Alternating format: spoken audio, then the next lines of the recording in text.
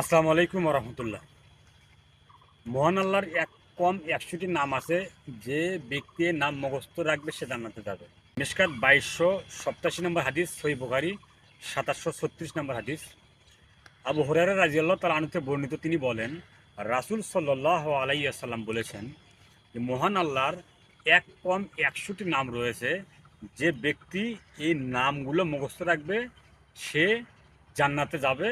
অপর এক বর্ণনায় আছে, আল্লাহ বেজর, তিনি বেজরকে ভালোবাসেন।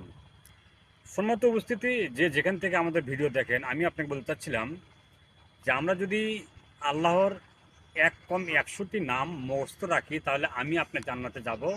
তবে নামগুলো খুব সহজ, সুন্দর নাম, এগুলো মুখস্থ করা খুব একটা কঠিন নয়। আল্লাহ তুমি প্রত্যেকটা মানুষকেই রাসূলের পদ্ধতিতে প্রত্যেকটা আমল নিজে বাস্তবায়ন করার জন্য কবুল করো, যাতে আমরা খুব সহজেই রাসূলের পদ্ধতিতে পবিত্র কোরআন এবং সহিহ হাদিস মেনে চলতে পারি। আমিন।